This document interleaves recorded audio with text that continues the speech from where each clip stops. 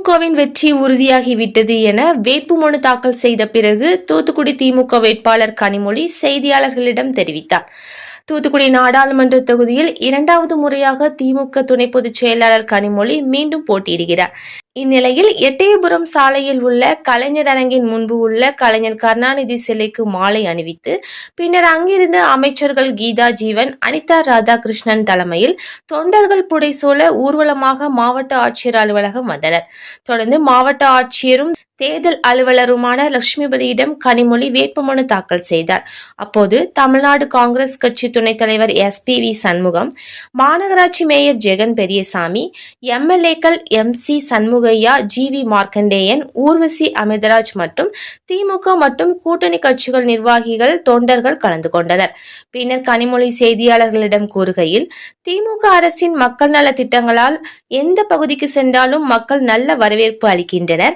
அமைச்சர்கள், மேயர், மக்கள் பிரதிநிதிகள் உழைப்பால் இது சாத்தியமாயிற்று.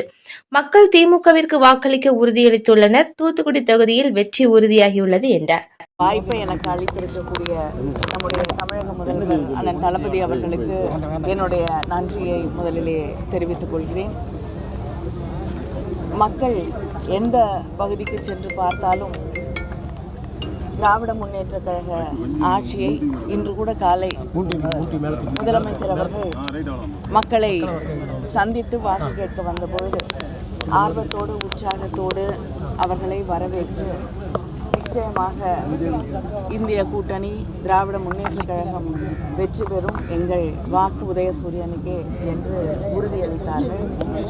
அந்த நம்முடைய முதலமைச்சர் அவர்களுடைய திட்டங்களுக்காக, திராவிட முன்னேற்ற கழகத்தின் கொள்கைகளுக்காக, அதே போல இங்கே இருக்கக்கூடிய திராவிட முன்னேற்ற கழகத்தின் அத்தனை மக்கள் பிரதிநிதிகளுடைய உழைப்பு, அமைச்சர்களுடைய உழைப்பு, மேயர் அவர்கள் இந்த பகுதிக்கு செய்து தந்திருக்கக்கூடிய திட்டங்கள், இது அத்தனையும் நிச்சயமாக இந்த தொகுதியிலே வெற்றி வாய்ப்பை உறுதி செய்யும் என்பதை நான் நம்புகிறேன்.